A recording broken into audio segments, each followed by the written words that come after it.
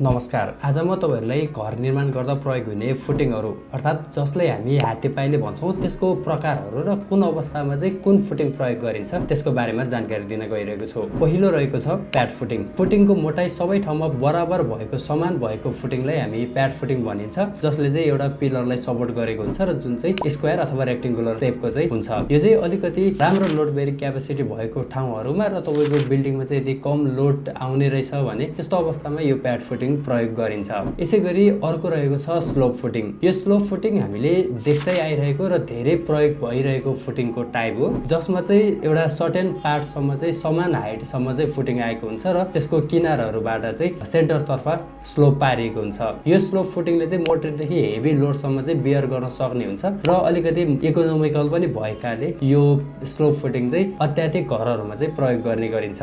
यसैगरी अर्को रहेको छ स्टेप फुटिङ। स्टेप फुटिङ पनि प्याड फुटिङ जस्तै हुन्छ, तर यो स्टेप फुटिङमा चाहिँ तपाईको स्टेपहरु बनाएको हुन्छ र यो स्टेप फुटिङ पनि तपाईको मोडरेट देखि हेभी लोड सम्म चाहिँ बेयर गर्नुपर्ने स्ट्रक्चरको लागि प्रयोग गर्ने गरिन्छ र यो चाहिँ अलिकति थिकर पनि हुन्छ, जसले गर्दा चाहिँ अलिकति यो कस्टलियर पनि पर्न जान्छ। यसैगरी अर्को रहेको छ स्ट्र्याप फुटिङ। स्ट्र्याप फुटिङ पनि हामीले देख्दै आइरहेको फुटिङको टाइप मध्ये एउटा हो, जसमा चाहिँ तपाईको कुनै एउटा इसेन्ट्रिक अथवा जसलाई चाहिँ एउटा सजिलो तरिकाले बुझ्नको लागि चाहिँ असुरक्षित पिलरमा भएको लोडलाई चाहिँ सुरक्षितका साथ स्ट्र्याप बीमको मद्दतले चाहिँ सुरक्षित पिलरसम्म ट्रान्सफर गर्ने गरी बनाएको फुटिङलाई चाहिँ हामी स्ट्र्याप फुटिङ भनिन्छ। जुन चाहिँ हामीले नर्मली जेरो साइड च्यापेर घर बनाउँदाखेरि चाहिँ त्यो जेरो साइडमा चाहिँ हामीले फुटिङहरु फुल फुटिङ बनाउन पाइदैन, आधी मात्रै फुटिङ बनाउनु पर्ने हुन्छ र त्यो आधी मात्रै फुटिङ बनाउँदाखेरि चाहिँ त्यो फुटिङमा आउने लोडहरुले चाहिँ सुरक्षित साथ बियर गर्नको लागि, सुरक्षित साथ जमिनमा ट्रान्सफर गर्नको लागि चाहिँ त्यो एउटा फुटिङ मात्रै काफी हुँदैन। त्यसकारण चाहिँ हामीले त्यहाँ आएको लोडलाई चाहिँ सेफली अर्को सुरक्षित फुटिङमा ट्रान्सफर गर्नको लागि चाहिँ यस्तो खालको स्ट्र्याप फुटिङ बनाउने गरिन्छ।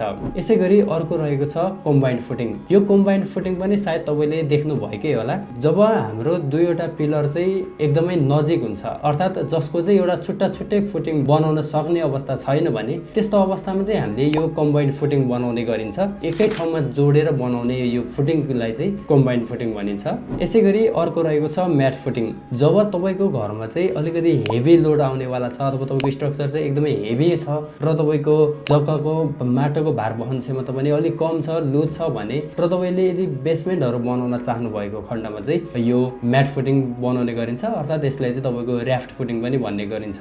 सो आजको भिडियो कस्तो लाग्यो तल कमेन्ट गर्नु होला अनि यस्तै जानकारीमूलक भिडियोको लागि हाम्रो एक्सपर्ट सेवाको पेजलाई फलो गर्न भने नबिर्सिनु होला।